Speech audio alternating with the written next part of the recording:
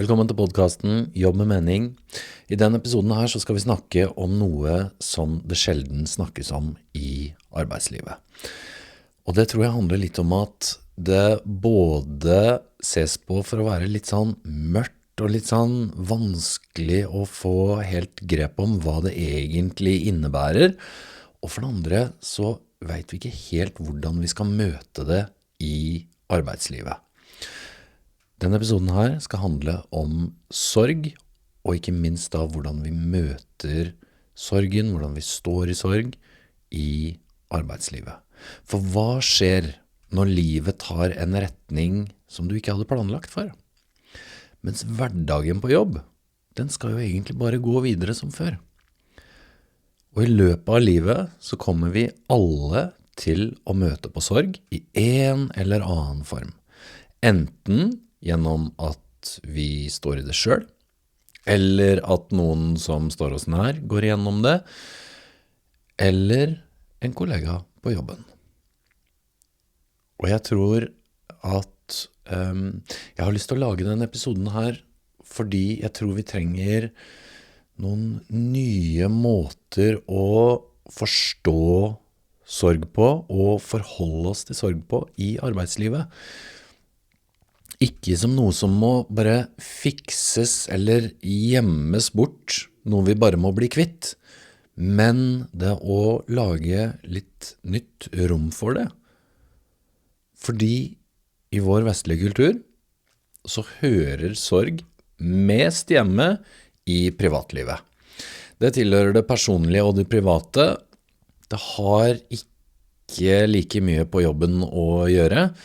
Fordi arbeidsplassen, det er mer for det profesjonelle. Det er der vi skal fungere, det er der vi skal levere, og det er der vi skal være på. Og da blir det jo naturlig litt sånn at det å ha sorg, møte opp på jobben med sorg, det å stå i sorg i arbeidslivet, det kan vise seg ganske utfordrende og krevende, ikke bare for den som står i sorg, men også for kollegaer, ledere, for arbeidsplassen rett og slett. Men problemet med den oppdelingen her er jo at vi mennesker, vi lar oss jo ikke bare dele opp så enkelt på den måten. For sorg er ikke noe som bare følger en arbeidskontrakt. Den starter ikke 8:00 på morgenen og er ferdig til 4 på ettermiddagen. Den blir ikke igjen hjemme når du går på jobb. Sorg følger deg uansett hvor du går. Og hvis du noen gang har stått i sorg, så tror jeg du skjønner hva jeg mener. Eller hvis du kjenner noen som har gått gjennom det. Og mange ledere og arbeidsplasser, de forsøker så godt de kan å legge til rette og vise forståelse og møte personer som står i ulike typer sorg. Men her er utfordringen. Sorg er vanskelig å tilrettelegge for. Og en grunn til det er jo rett og slett fordi sorg er ikke én ting. Den opptrer jo ikke likt i alle personer. Den er ikke stabil, og den går i bølger. Den utvikler seg over tid. Den er litt sånn uforutsigbar, og ikke minst veldig individuell. Så det som fungerer en dag, kan rett og slett bare være helt feil neste dagen. Og det blir litt sånn at både den som sørger og kollegaene rundt, eller lederen, de vet kanskje ikke alltid helt hva er det vi kan gjøre, og når kan vi gjøre det som er best i den situasjonen her. Og før vi går videre så har jeg lyst til å stoppe litt opp akkurat ved det. Og bare, kanskje du som lytter, har du noen gang stått i sorg, og da særlig på arbeidsplassen? Hva var det du gjorde da? Bare jobbet du videre som før og tenkte at, så godt, når jeg er på jobb så kan jeg bare prøve å glemme å legge litt vekk det som kjennes vondt og tungt. Eller trakk du deg litt unna? Var du borte fra jobb? Sa du ifra? Snakket du med noen? Eller bærte du det alene? Og ikke minst, en viktig refleksjon. Når du ser tilbake på det i dag, hva tror du grunnen var til at du håndterte det på akkurat den måten du gjorde da? Og jeg har selv også stått i sorg og gått gjennom det. Jeg mistet begge foreldrene mine i løpet av 8 måneder, og var i full jobb under hele den perioden. Og jeg husker veldig godt mye av de dilemmaene jeg sto i, særlig det at en dag så kunne jeg kjenne på det at jeg bare virkelig ønsket at noen bare skulle se meg og spørre bare sånn, du, hvordan går det med deg egentlig?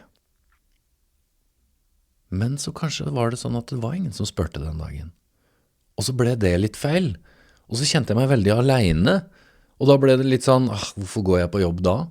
Kunne jeg ikke da heller bare sitte alene og følt meg alene? Men her er også en del av utfordringen, fordi neste dag så var det litt sånn, nå håper jeg bare at jeg kan få lov til å være i fred, at ingen spør meg om noen ting. Jeg har bare lyst til å bare sitte her og være i min egen verden. Og du, kanskje akkurat den dagen så var det noen som kom og spurte, hvordan går det med deg? Og da ble ikke det helt bra sånn inni meg heller. Og jeg kunne gjerne si det både til leder og til kollegaer at ja, det er veldig godt å være tilbake på jobb og bare glemme det litt og ha tankene et annet sted. Og ja, du, noen dager så stemte det. Da var det riktig. Det var sant. Mens andre dager, som jeg sa det, kjente jeg bare at, that's a lie. Det her var ikke helt sant akkurat i dag. Så det var sånn grunnleggende stridighet innvendig som jeg kjente inni meg, som var bare sånn paradoks. Jeg vil bli sett, og samtidig så vil jeg ikke bli sett. Jeg vil bare gjemme meg, men jeg trenger også samtidig at noen ser meg. Og det her tror jeg også er noe av det vanskeligste med sorg i arbeidslivet, den dobbeltheten her, som jeg også tror også mange andre kjenner på. Og du, det her gjelder ikke bare den som går gjennom sorg, men det gjelder også kollegaer, som kanskje ikke helt da vet når er det riktig å spørre, hvordan skal jeg forholde meg til noen jeg vet går gjennom sorg, skal jeg ikke spørre i det hele tatt, fordi nå ser det ut som den personen egentlig har det ganske bra, og hvis jeg nå spør, ødelegger jeg egentlig noe da? Minner jeg på de noe vondt og vanskelig da, når de egentlig vil glemme? Eller er det mer sånn det motsatte, at blir det dumt hvis jeg ikke spør, fordi da virker det som jeg ikke bryr meg? Og for lederen så kan det jo også være litt sånn, hva er riktig å gjøre hvis den som går gjennom sorg sier noe sånt som at jeg vil egentlig bare forholde meg til disse arbeidsoppgavene her og bruke jobben til å bare glemme det litt og bare bruke det her for å tenke på andre ting. Ok, skal jeg da bare forholde meg til det, eller bør jeg kanskje sjekke litt mer inn på hvordan går det egentlig med deg? Så det er ganske komplekst, ikke bare for den som sørger, men også for folk rundt. Og kanskje har du jo kjent på den dobbeltheten her selv, enten som ved at du har gått gjennom en eller annen form for sorg, eller kanskje du har kjent litt på det her ved den som står ved siden av en, som en kollega eller som en leder. For som nevnt så er sorg, når du går gjennom det, den er veldig vanskelig å legge fra seg. Og jeg tror en av de bedre beskrivelsene som jeg leste her for noen år siden, da jeg sto midt oppi det selv, som var veldig godt beskrivende for meg, det er at sorgen er som en sånn skygge, sånn mørk skygge som bare er bak deg, den bare følger deg hvor hen du går. Og så er det litt sånn, noen ganger så kan du på en måte riste den litt sånn av deg, og så bare tar du deg selv nesten litt sånn i å le, eller å kjenne at, ok, men du glemte det litt. Men du, da kommer den skyggen, og så er det akkurat som den pirker deg litt sånn på skulderen, og så bare, nå må du ikke glemme, jeg er her fortsatt. Som en litt sånn der stille påminnelse. Den er der alltid med deg, uansett. Og det her er også med å gjøre sorgen og kompleks, både for den som sørger og for folk rundt. For det grunnleggende spørsmålet er jo egentlig litt sånn her, hva gjør vi når vi møter mennesker som både på en side fungerer, men også samtidig bærer på noe tungt. Og sorg, det handler ikke alltid bare om det du har mistet. Det handler ikke bare om død. Det kan handle om skilsmisse, det kan handle om at du har gått av med pensjon, det kan handle om at du har mistet jobben. Det kan handle om kjærlighetssorg. Jeg hørte også en gang en litt sånn fin beskrivelse av det, egentlig, at all sorg er en form for kjærlighetssorg. Fordi det er noe du har hatt en kjærlighet til, som du har mistet, som du ikke lenger har tilgang til. Og det er, om det er helt korrekt eller ikke, det er uansett et litt sånn fint perspektiv på det. For kjærlighetssorg er også noe som egentlig er litt sånn undervurdert, eller undervurdert, jeg vet ikke om det er riktig ord, men det blir ofte litt sånn oversett, og det blir litt sånn brushed off, som en sorg som ikke er helt ekte. Litt sånn, men det finnes flere fisk i havet, og alle de der metaforene der. Men det er likevel noe som fysiologisk oppleves likt som andre typer sorg, og som også er noe som bør tas mer på alvor i arbeidslivet. Men sorg, det handler ikke bare om minner om det vi har hatt, den handler også mye om fremtiden. For den handler også om alt vi ikke fikk bli. Alt det som ikke skulle bli. Det handler om ulevd liv. For vi mennesker, vi lever i historier og fortellinger. Det er sånn vi forstår verden. Det er sånn vi gir mening til opplevelser og til livet. Enten de historiene er om det som har vært, som lever i oss gjennom minner, eller om det som er nå, og ikke minst da om det vi hadde tanker om at skulle komme, som nå ikke er tilgjengelig for oss lenger.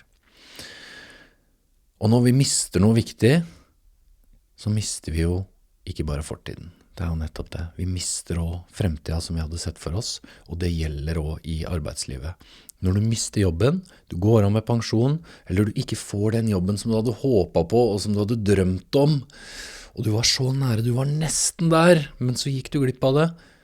Eller kanskje kjenner du at du ikke lenger hører hjemme der du er. Du vet at det her er kanskje over. Det er bare at du har ikke sluttet ennå. Eller kanskje du har fått beskjed om at du skal miste jobben, men du er der fortsatt ennå. Og det å miste jobben, du mister jo ikke bare en inntekt. Du mister også en tydelig rolle, og du mister tilhørighet til noe som er større enn deg selv. Kanskje du var veldig glad i den jobben, den rollen du hadde der. Og du mister også tilhørighet til folk rundt deg, til flokken din. For det er jo det arbeidsplassen er for veldig mange. Og ikke minst så mister vi også den delen av historien som vi har fortalt oss selv om hvem vi er, og hvor vi er på vei. Og hvem er jeg nå, som jeg har mistet det her? Og kanskje er du i sorg over en jobb som du har mistet, eller kanskje over en rolle som forsvant, eller at det er noe du har opplevd en gang. Og da er det også litt sånn spørsmålet, hvordan er det å bære den sorgen alene? For når du ikke lenger har en arbeidsplass å gå til da, og du ikke har noen kollegaer rundt deg, eller ingen leder som kan tilrettelegge for deg, hvordan er det da å stå i den sorgen uten å ha det fellesskapet rundt deg? Så det med sorg i arbeidslivet, det gjelder jo ikke bare på arbeidsplassen, men det gjelder jo også kanskje de som har mistet jobben, de som da blir stående alene i det, og det gjelder også kanskje de som er i sykefravær, eller som har tatt permisjon på grunn av det. Hvordan oppleves det der? Og hvordan tas de vare på? For det er jo sånn at for mange, vi opplever jo sorg ulikt, og vi reagerer på det ulikt. Og for noen så kan jobben være det sårt trengte pusterommet, som er et sånt sted hvor du kan bare fokusere på noe konkret. Litt sånn, her kan jeg bare glemme alt det andre litt, om det bare er i noen sekunder eller minutter, men det er nok. Mens for andre så kan jobben bli et sted der sorgen bare blir forsterket, nettopp fordi kanskje sorgen ikke blir anerkjent på den måten som du trenger. Og det er nettopp da den følelsen av å være alene kan føles enda tyngre. Og da er spørsmålet litt sånn, gir arbeidsplassen din rom for begge deler, eller bare for den ene? Og hvordan kan vi møte sorg i arbeidslivet på en god måte? Og her tror jeg virkelig ikke at løsningen bare handler om å finne noen sånne kjappe tiltak eller gode skjemaer eller effektiv oppfølging eller noe sånne type ting, fordi sorg lar seg ikke effektivisere, den lar seg ikke rydde bort, den lar seg heller ikke sånn håndtere en gang for alle. Det er ikke noe sånn one size fits all, fordi vi opplever sorg så forskjellig, men også likt på mange måter. Men du, kanskje handler det her heller om å akseptere at sorg er en naturlig del av livet, en naturlig del av det å være menneske, men at arbeidslivet så må vi finne noen måter å møte sorg på som fungerer i en flokk. Fordi sorg, som sagt, den kommer til å treffe oss alle før eller senere, også på jobben, så spørsmålet er ikke hvordan blir vi kvitt den sorgen, hvordan kan vi bare gjemme den bort og bare glemme den og late som den ikke er der, fordi det er ofte kanskje det som blir løsningen. Og da er det også ofte noen som blir sittende igjen og synes at det er ganske vondt. Men hvordan kan vi da møte sorg på en god måte i arbeidslivet? Med forståelse og med det at det kommer til å ta tid, det kommer til å svinge, men det at den sorgen må også få lov til å eksistere der den er, som noe naturlig i oss som mennesker. For sorg er ikke noe som kan fikses, men det er en naturlig prosess, og det tror jeg er noe av det som hjalp meg mest i den tida som jeg gikk igjennom sorgprosesser, for å kalle det det, tung sorg. Og den er fra Kübler-Ross, som er en modell med ulike stadier vi alle mennesker går igjennom når vi opplever sorg. Og bare det at det finnes en modell som kan forklare noe hvordan det oppleves, det var ifra at det er noe gærent med meg, I'm broken, til oi, det er normalt. Det jeg kjenner på nå, det er et av de stadiene. Og du, de stadiene i den modellen, de er 5 stadier. Og det første, det er fornektelse. Jeg kan ikke tro at det her skjer. Nei, jeg kan ikke ta det innover meg. Hæ? Hva er det her for noe? Det andre er sinne. Vi blir sinte. Og det tredje, forhandling. Det at vi ønsker egentlig bare å få tilbake det vi har mistet. Vi prøver å finne måter å løse det på, for å løse den situasjonen vi står i, sorgen vi står i. 4. stadiet handler om depresjon, det at vi bare har tatt det mye mer innover oss, og nå kjenner vi på den tunge sorgen, litt sånn håpløsheten, kanskje, som begynner å komme mer innover oss. Og det 5. som handler mer om aksept, det at sorgen er ekte. Vi har ikke nødvendigvis en plan videre, vi vet ikke helt veien videre, men vi har fått en aksept for det som har skjedd. Og det er ikke sånn at det her er en lineær prosess med stadie 1 til 2 til 3 til 4 til 5. Den hopper frem og tilbake, og noen opplever flere faser, og andre færre faser, og noen har sterkere faser, og det gjør at det blir også vanskelig å forholde seg til. særlig for andre rundt. Men du, det som er poenget her er at poenget er ikke å plassere deg i en boks. Poenget er bare å forstå det at sorg tar tid, det er en prosess, vi går gjennom ulike stadier, og at det er normalt. You are not broken. Det er ikke noe gærent med deg om du kjenner på det her. Det er faktisk naturlige prosesser som vi går igjennom som mennesker. Så du, det handler kanskje ikke så mye om det å bare bremse og finne noen sånne der, effektive tiltak mot sorgen. Sånn, hvordan kan vi bare få stoppa sorgen din på en måte, sånn at du kan fungere best mulig på jobb. Men kanskje det handler mer om å åpne litt opp og våge å gå den i møte. Selv om det for mange føles litt sånn mørkt og skummelt, og hvordan skal vi gjøre det her, og vi vet ikke helt hvor vi skal begynne. Men du, det er nettopp det, fordi sorg er ikke bare mørkt, og det er ikke bare vanskelig. Det er dypt menneskelig.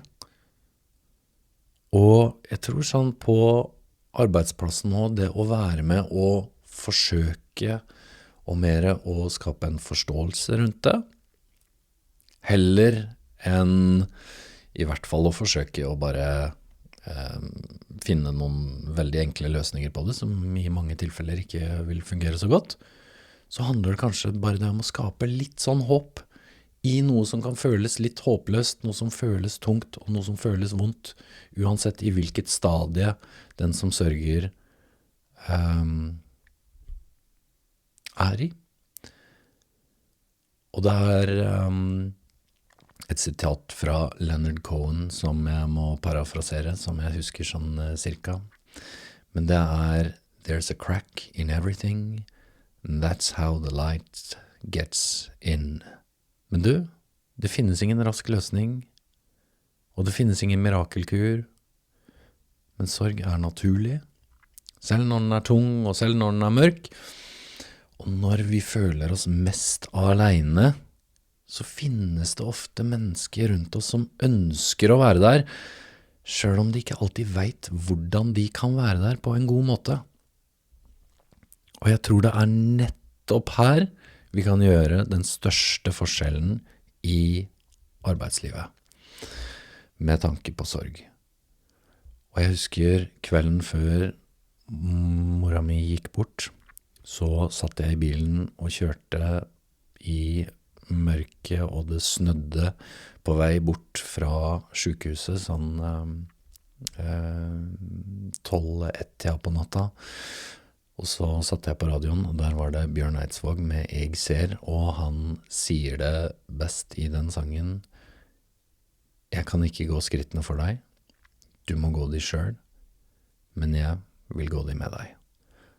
Og kanskje er det nettopp det vi trenger. Ikke flere løsninger, ikke riktige ord, men bare rett og slett noen som går ved siden av oss når vi trenger det aller mest. Tusen takk for at du lyttet.